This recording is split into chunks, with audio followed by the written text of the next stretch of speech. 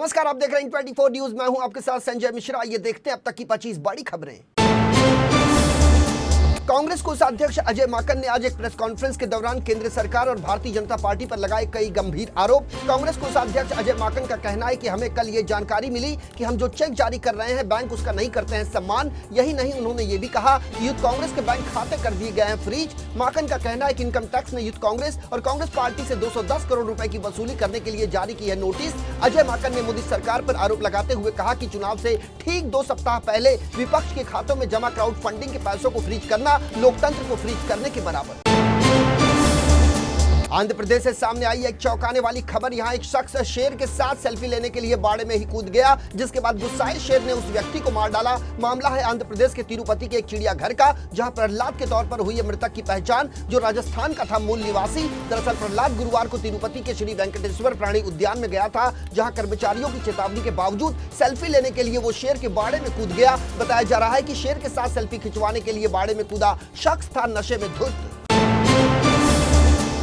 दिल्ली से सटे फरीदाबाद की ग्रीन वैली में बुधवार को तेंदुआ घुसने से मची खलबली। करीब 11 घंटे की कड़ी मशक्कत के बाद वन कर्मियों ने उसे पकड़कर नूह के अरावली जंगल में छोड़ दिया। इसी तरह दिल्ली के बवाना क्षेत्र में एक बार फिर तेंदुआ देखे जाने की कही जा रही है बात। आम लोगों की शिकायत के बाद वन विभाग की ओर से तेंदुए की तलाश में चलाया जा रहा है अभियान। बीते 1.5 महीने में ये 5वां मौका है जब इंसानी आबादी के आसपास तेंदुए के घूमने की जानकारी आई सामने।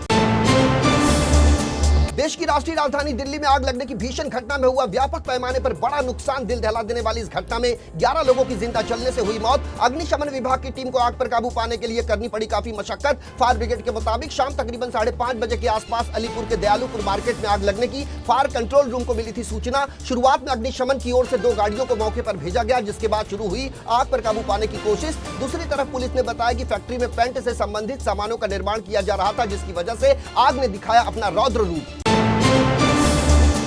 उत्तर पश्चिम भारत और पश्चिमी हिमालय क्षेत्र में शनिवार से शुरू हो सकता है बारिश का नया दौर। मौसम विभाग के अनुसार जम्मू कश्मीर, लद्दाख, गिलगित बाल्टिस्तान, मुजफ्फराबाद, पंजाब, हरियाणा, चंडीगढ़, हिमाचल प्रदेश, उत्तराखंड में अगले 48 घंटे के दौरान भारी बारिश और ओले पड़ने की भी है संभावना। इसके लिए मौसम विभाग ने जारी किया ऑरेंज अलर्ट। जम्मू कश्मीर और लद्दाख, गिलगित बाल्टिस्तान, मुजफ्फराबाद में 18 और 19 फरवरी को अलग अलग स्थानों पर भारी बारिश और बर्फबारी होने की संभावना, जबकि राजस्थान, पंजाब, हरियाणा और चंडीगढ़ में 19 से 21 फरवरी तक अलग अलग स्थानों पर हो सकती है भारी बारिश के साथ ओलावृष्टि। पहाड़ी राज्यों में हिमपात की होने की संभावना, मौसम विभाग ने दी जानकारी।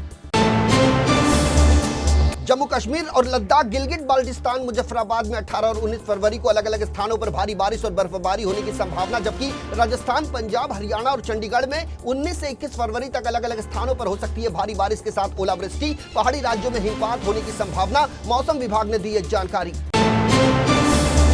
सपनों की नगरी कहे जाने वाली आर्थिक राजधानी मुंबई शहर से एक दिल दहला देने वाली घटना आई सामने, जो बताई जा रही है मुंबई के बोरीवली इलाके की। यहां के कस्तूरबा में एक महिला ने अपनी ही 16 साल की नाबालिग बेटी की कर दी हत्या। इतना ही नहीं, बल्कि बेटी की हत्या करने के बाद महिला ने की खुद की भी जान लेने की कोशिश। आखिर मां ने खुद की ही बेटी की हत्या क्यों की और खुद ने भी जान देने की कोशिश क्यों की, इसके बारे में अब तक नहीं मिल पाई कोई जानकारी।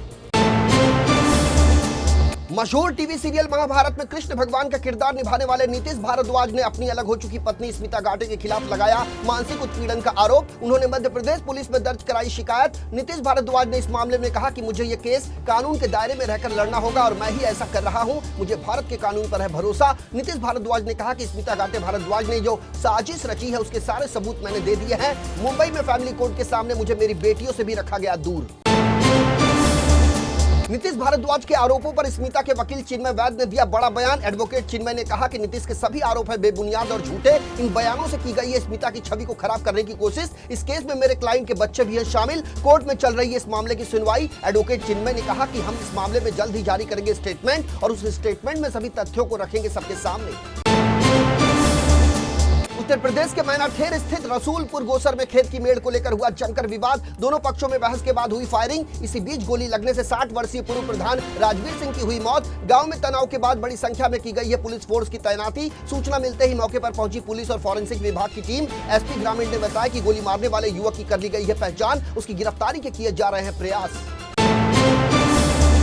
उत्तराखंड के मुख्यमंत्री पुष्कर सिंह धामी के निर्देश पर अब अपराधियों पर पूरी तरह नकेल कसने में जुट गई है पुलिस। यूपी की तर्ज पर सूबे की धामी सरकार ने बदमाशों के घर पर शुरू कर दी है बुलडोजर की कार्रवाई। दरअसल कटोरा ताल पुलिस चौकी क्षेत्र में बीते सोमवार को बीएससी की छात्रा पूजा पर धारदार हथियार से किया गया था जानलेवा हमला। इस मामले में आरोपित फरदीन के घर पर गुरुवार को पुलिस, नगर निगम एवं प्रशासन की संयुक्त टीम ने बुलडोजर चलाकर अतिक्रमण को किया उद्ध्वस्त।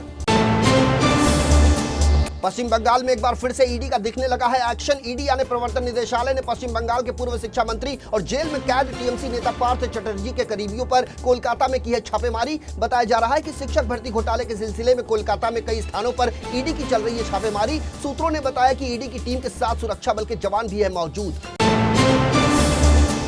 बिहार के दरभंगा में सरस्वती पूजा के बाद प्रतिमा विसर्जन के दौरान हुआ जमकर बवाल। दरभंगा सदर थाना इलाके के मुरिया गांव की है यह घटना, जहां प्रतिमा विसर्जन के दौरान एक विशेष समुदाय के लोगों ने अचानक ही शुरू कर दी पत्थरबाजी। घटना का कारण अभी तक स्पष्ट नहीं है, लेकिन बताया जाता है कि प्रतिमा विसर्जन के दौरान जो जुलूस निकाली गई उस पर एक धर्म विशेष के लोगों द्वारा की गई पत्थरबाजी। रिपोर्ट के मुताबिक पत्थरबाजी शुरू होते ही अचानक मौके पर मच गई भगदड़, जिसके बाद प्रतिमा को छोड़कर वहां से चले गए लोग और फिर कुछ देर बाद दोनों तरफ से शुरू हुई पत्थरबाजी।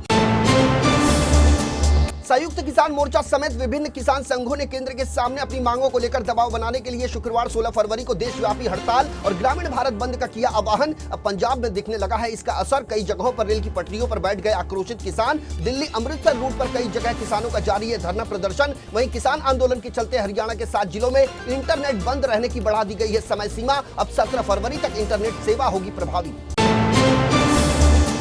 सरकार और किसानों के बीच रात 1:30 बजे तक चली बैठक रही बेनतीजा। ऐसे में किसानों का जारी रहेगा आंदोलन। संयुक्त किसान मोर्चा ने आज बुलाया है भारत बंद। देश की सभी किसान यूनियनों के साथ ट्रक और ट्रेड यूनियन भी किसानों का कर रही है समर्थन। वहीं शंभू बॉर्डर पर डटे हुए हैं पंजाब हरियाणा के किसान, जो कर रहे हैं दिल्ली जाने के लिए मार्च की कोशिश, लेकिन सुरक्षा बलों ने उन्हें रोक दिया।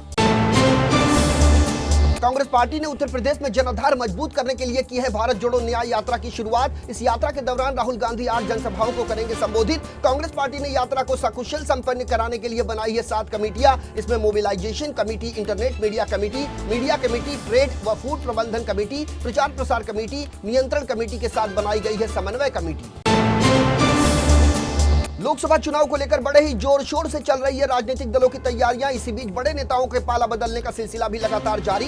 बीते दिनों महाराष्ट्र में कांग्रेस के 2 बड़े नेताओं ने बीजेपी और शिवसेना ज्वाइन किया, जिसके बाद अब राजस्थान में भी सुनाई दे रही है ऐसी भूचाल की आहट। दरअसल राजस्थान में कांग्रेस विधायक और पूर्व कैबिनेट मंत्री महेंद्रजीत सिंह मालवीय के सत्तारूढ़ भारतीय जनता पार्टी में शामिल होने की जताई जा रही है संभावना, जिससे प्रदेश में कांग्रेस पार्टी को लग सकता है बड़ा झटका। जम्मू कश्मीर में लोकसभा चुनाव करीब आते ही सियासतदानों के पाला बदलने की शुरू हो चुकी है मुहिम। इसी बीच जम्मू कश्मीर में नेशनल कॉन्फ्रेंस को लगा एक और झटका। पूर्व मंत्री और नेशनल कॉन्फ्रेंस के पूर्व नेता मुश्ताक अहमद शाह बुखारी हुए भारतीय जनता पार्टी में शामिल। बुखारी ने पहाड़ी भाषी लोगों को अनुसूचित जनजाति का दर्जा देने के मुद्दे पर नेशनल कॉन्फ्रेंस के अध्यक्ष फारूक अब्दुल्ला के साथ बहस के बाद दे दिया था फरवरी 2022 में पार्टी से अपना इस्तीफा। क्रिकेट की दुनिया के भगवान कहे जाने वाले भारत रत्न से सम्मानित master blaster cricketer Sachin Tendulkar अपनी पत्नी अंजलि के साथ गुरुवार को पहुंचे आगरा, जहां उन्होंने ताजमहल का किया दीदार। सचिन को ताजमहल में देखकर कड़ी सुरक्षा के बावजूद प्रशंसकों की लगी भारी भीड़। सचिन के आने की जानकारी पर पर्यटन पुलिस ने कड़ी कर दी सुरक्षा व्यवस्था। सचिन ने भी अपने फैंस का हाथ हिलाकर किया अभिवादन। भारत और पाकिस्तान एक साथ आजाद हुए, लेकिन भारत तरक्की में निकल गया बहुत आगे। वहीं दूसरी ओर अभी भी आतंकवाद, हिंसा, गरीबी के कारण पिछड़ता ही गया पाकिस्तान। ऐसे में पाकिस्तान द्वारा अवैध रूप से कब्जा किए गए पीओके के लोग भारत में होना चाहते हैं शामिल। वहां भारत में विलय की मांग दिन प्रतिदिन पकड़ रही है जोर।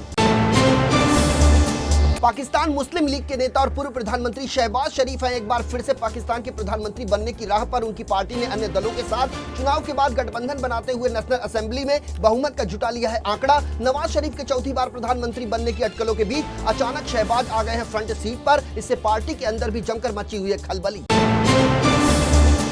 अमेरिका में पढ़ाई कर रहे भारतीय छात्रों पर हमला और उनकी हत्या के मामलों में हाल ही के दिनों में हुई है बढ़ोतरी। अब इस मामले पर व्हाइट हाउस ने दी अपनी प्रतिक्रिया। व्हाइट हाउस ने की अमेरिका में भारतीय छात्रों पर हो रहे हमले की कड़ी निंदा। कहा, नस्ल, लिंग या किसी अन्य कारक के आधार पर हिंसा के लिए नहीं है कोई जगह।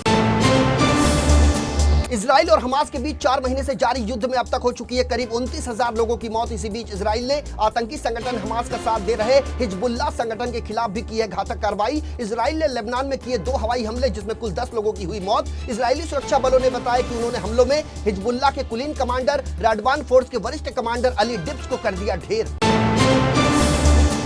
अमेरिका तक पहुंचा पाकिस्तान के चुनाव में धांधली का मामला। बताया जा रहा है कि जेल में बंद पाकिस्तान के पूर्व प्रधानमंत्री इमरान खान ने गुरुवार को अमेरिका से आग्रह किया कि उनके देश में हाल में हुए आम चुनाव में हुई धांधली को लेकर अमेरिका को उठानी चाहिए आवाज। दरअसल अगस्त 2018 में प्रधानमंत्री बने इमरान खान को अप्रैल 2022 में अविश्वास मत के माध्यम से हटा दिया गया था और वर्तमान में कई मामलों में सजा का सामना करते हुए रावलपिंडी की अदियाला जेल में बंद है इमरान खान।